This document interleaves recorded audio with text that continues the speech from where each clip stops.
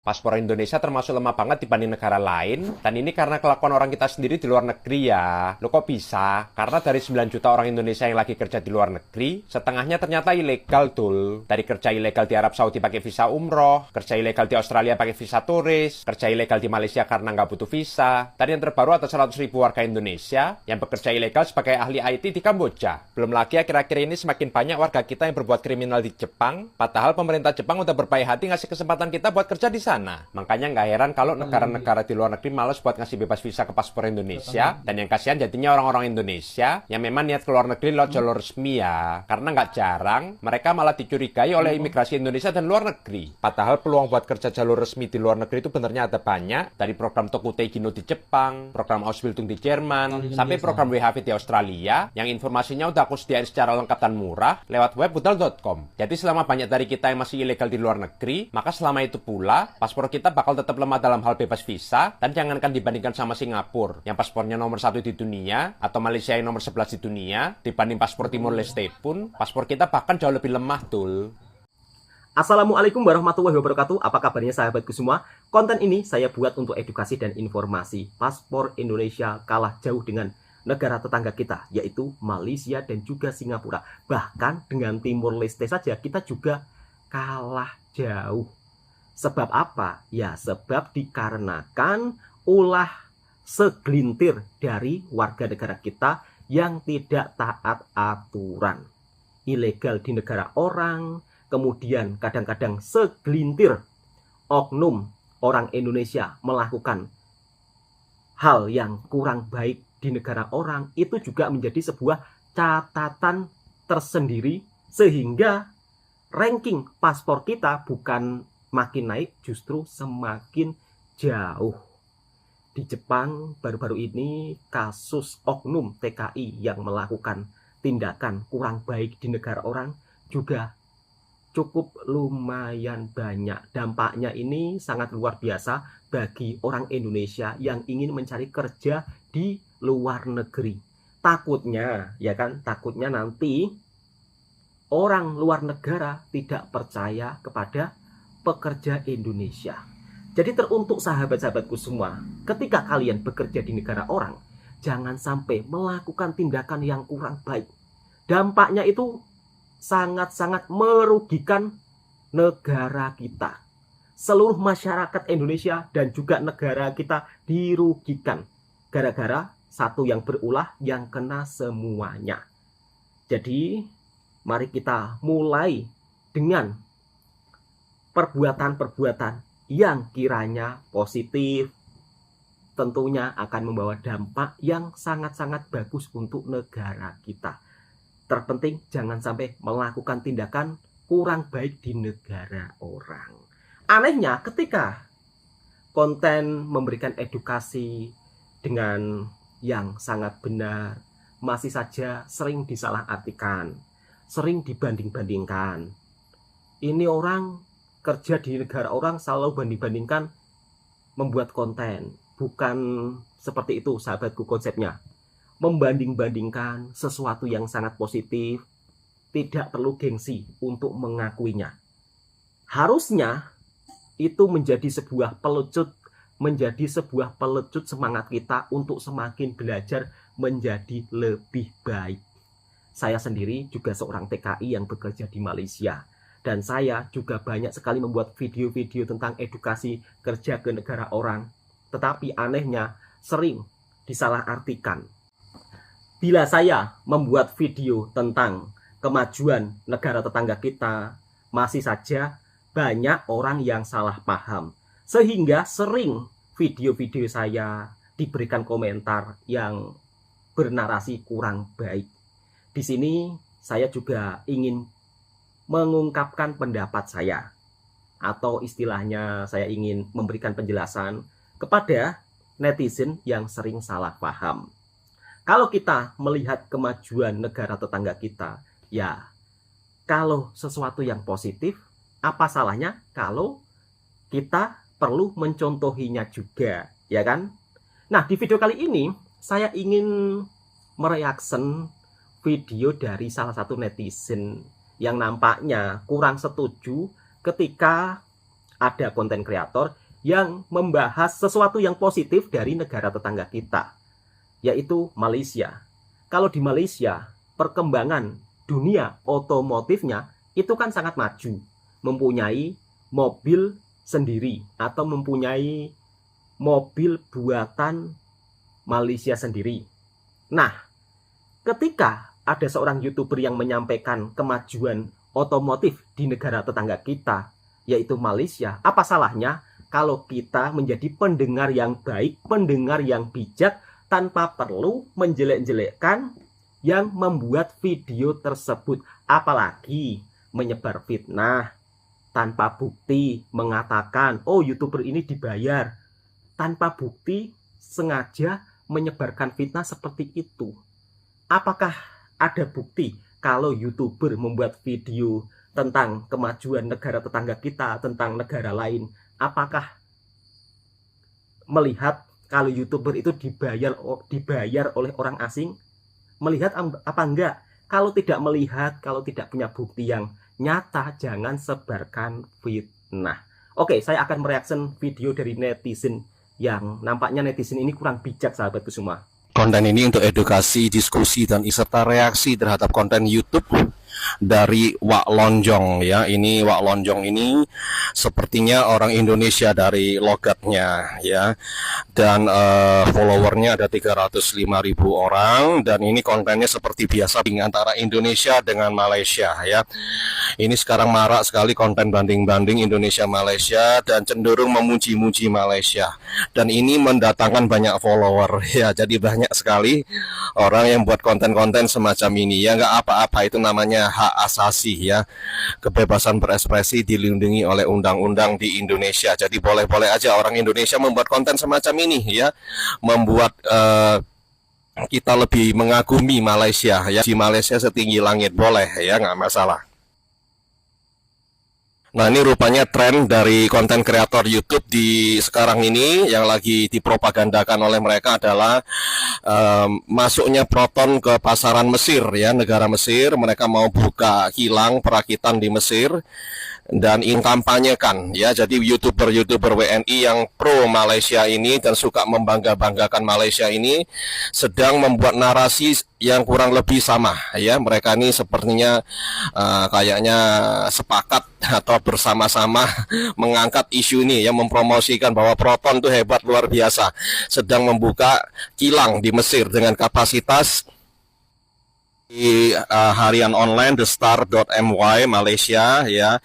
Nah, ini Mesir itu sedang bekerja sama dengan Proton Malaysia dan akan dibangun kilang perakitan mobil Proton di Mesir ya, dengan kapasitas sampai 16.000 unit ya dalam 1 tahun. Jadi dengan nilai total investasi ringgit Malaysia 570 juta ya, dan kapasitasnya hanya 16.000. Dan patut kita catat bahwa pasaran Mesir itu, penduduknya Mesir itu juga nggak banyak ya, paling berapa ya, nggak sampai 100 juta mungkin ya.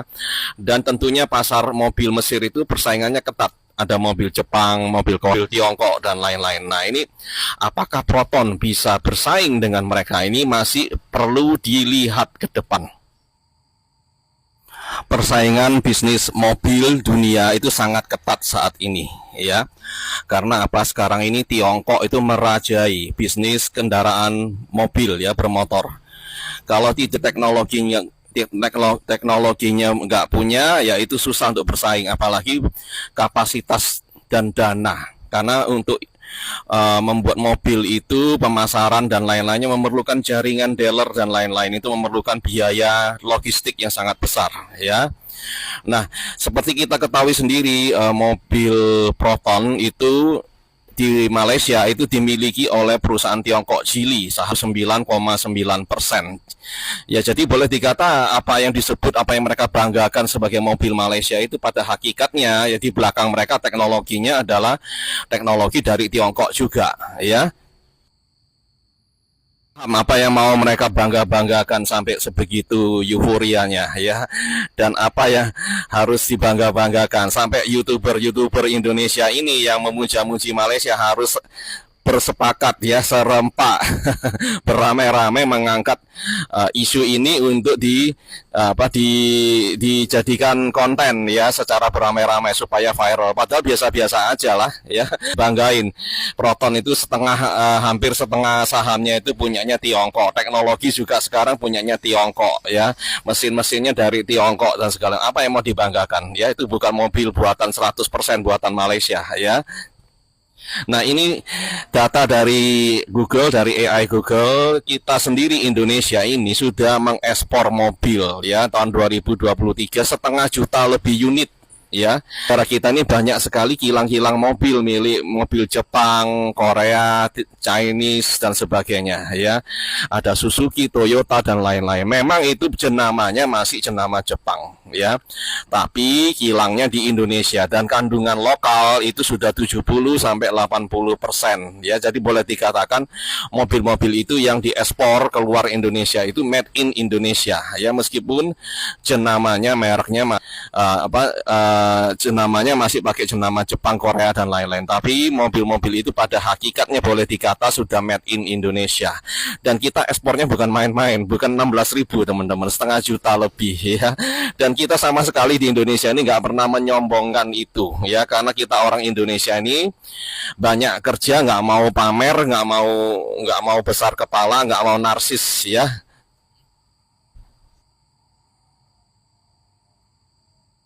Yang paling menarik dan paling mengherankan adalah kenapa begitu banyak WNI, ya YouTuber-YouTuber warga negara Indonesia yang berkagum dan bangga kepada Malaysia. Ini yang aneh ya. Negara sendiri itu ekspor mobil, negara kita sendiri loh ekspor mobil berdasarkan data yang saya berikan itu setengah juta tahun 2023 ya. Kenapa mau bangga dengan negara yang baru mengekspor rencananya ya produksinya 16.000 unit di Mesir ya, gitu aja kok bangga gitu loh. Aneh sekali, kalian ini lebih bangga sama Malaysia tapi nggak bangga kepada negara sendiri. Kita ekspornya setengah juta loh ya. Ini sangat aneh ya, tapi ya biarin aja lah ya. Mungkin mereka mau cari follower, mereka menyenangkan warga Malaysia. Kan warga Malaysia ini sepertinya suka banget dipuji ya, gila pujian, gila hormat ya, senang dipuji ya. Dan mereka kalau mungkin dipuja-puji itu sawerannya banyak, mungkin itu motivasi mereka ini ya. Ya kita nggak tahu lah, kita di sini cuma menonton fenomena ini ya, cukup tersenyum saja. Penjualan mobil atau kendaraan bermotor 2024 ini anjlok signifikan. Dan ini apakah menjadi pertanda adanya krisis ekonomi ya, dan kita harus hati-hati sebagai pelaku bisnis. Data statistik dari Gaikindo, Gabungan Industri Kendaraan Bermotor Indonesia, penjualan mobil Indonesia di bulan April 2024 anjlok minus 34,8% atau hanya mencapai 48.637 unit. Ya, secara year on year itu turun minus 17,4% ya dari tahun lalu. Sementara itu sepanjang Januari sampai April 2024 penjualan pabrikan mobil secara keseluruhan itu 263.706 unit ya, turun dibandingkan periode yang sama tahun 2023 sebesar 582.000 unit ya, turun minus 23% ya, angka yang sangat signifikan dibandingkan kinerja tahun lalu. Baju dari Thailand, ini bengkel Thailand bro. Wah betul, ini dari Thailand. Bedanya apa sih bengkel Thailand sama kita? Dari pengalaman yang udah ini, ketika saya jalan-jalan ke bengkel yang ada di Indonesia dengan yang ada di Thailand maupun di Indonesia, orang di Thailand, orang di Malaysia itu mereka bener-bener open sharing. Bahkan ketika saya ke sana, mereka banyak menawarkan kalau mau belajar di sini tak siapkan, tak fasilitasi dan semuanya itu. Dan kalau yang saya temui ya dari experience, kalau di sini mau belajar itu biar dijawab rahasia perusahaan atau apa, itu seperti yang dilihat orang Thailand apa ketika mau menerima belajar? Nah itu mereka pasti ketika mulai ngobrol mereka akan nangkep orang ini visinya apa. Visinya? Visi. Biasa, Kalau dia visinya adalah sama dan sefrekuensi, dia pasti akan menyediakan ayo pengen belajar, yuk gak usah bayar, kalau perlu tak fasilitasi kalau mau belajar, supaya nanti kamu bisa buat itu di negaramu, dan nanti aku bisa bekerja sama dengan itu yang mereka ini. Luar biasa, semoga lewat bro nanti bisa kita punya mindset kayak luar negeri ini ya, Iya. bengkel-bengkel. Amin. Amin. Oke, sahabat-sahabatku semua, baru saja menonton video dari salah satu netizen yang mengungkapkan pendapat yang berbeda. Jadi saya pun juga nggak ada masalah, setiap orang punya prinsip masing-masing dan punya kebebasan untuk berpendapat. Kalau dari segi pandangan saya dan pendapat saya, nggak ada masalah, nggak ada masalah kok. Apa sih yang dimasalahin? Orang membuat konten tentang sesuatu negara tetangga dari segi positif, apa salahnya kita menjadi pendengar yang bijak? Kalau saya lihat kontennya Wak Lonjong, kontennya bagus kok, kontennya positif. Jadi apa yang salah? Dan jangan berasumsi bahwa yang membuat video atau yang membuat konten tentang Malaysia dan Indonesia itu dibayar oleh seseorang. Jangan ya, jangan berasumsi seperti itu. Orang membuat video atau membuat YouTube itu karena mungkin seseorang tersebut suka bercerita. Jadi bebas mereka membuat video tentang apa, dari segi apa, ya terserah mereka. Yang penting video tersebut tidak melanggar hukum dan aturan. Kira-kira seperti itu sahabatku semua. Kalau ada sesuatu yang positif dari negara tetangga kita, ya kita ambil yang positifnya yang perlu kita contohi, begitu loh. Dan pada faktanya kita juga melihat sendiri ya, ketika ada orang Indonesia yang berkunjung ke Malaysia, ke perbengkelan Malaysia, orang-orang Malaysia juga sangat welcome. Orang Thailand juga sangat welcome. Tanpa ada rahasia-rahasianya. Kalau belajar, ayo belajar bareng-bareng. Keren kan? Tetapi kalau di tempat kita ya, kalau mau belajar harus... Tak perlu saya lanjutkan, nanti berujung panjang. Nanti video saya dipotong-potong, disalah artikan lagi. Dan pada faktanya kita juga harus berbicara fakta bahwa penjualan mobil yang ada di negara kita pun juga menurun. Oke, cukup sekian video ini. Video ini hanya sekedar informasi dan juga edukasi, hiburan. Jadi jangan disalah artikan. Setiap orang mempunyai pendapat yang berbeda-beda. Jadi jangan diasumsikan ke hal yang negatif. Yang suka dengan videonya Bang Toha Reaction, silakan tekan tombol merahnya, subscribe, like, komen, dan bagikan ke sahabat-sahabat Anda semua. Di video Anda, pembukaannya kan edukasi. Edukasi bukan seperti itu.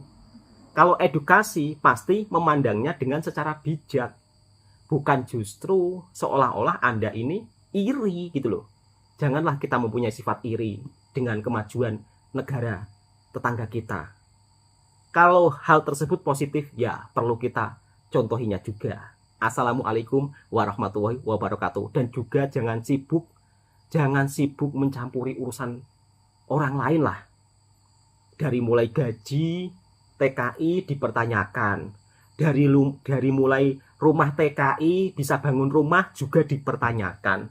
Kalau Anda di Indonesia sendiri belum bisa memberikan solusi untuk orang-orang yang mungkin tengah mencari kerja ataupun tengah mencari pekerjaan, ya cukup memberikan edukasi yang bermanfaat, bukan justru sebaliknya selalu mencampuri urusan para TKI lah. Perlu dipertanyakan lah, kok bisa bangun rumah lah, perlu dipertanyakan lah, gajinya dari mana lah. Udahlah, kita damai-damai aja, bahas yang seru-seru, ya kan? Oke, cukup sekian. Assalamualaikum warahmatullahi wabarakatuh.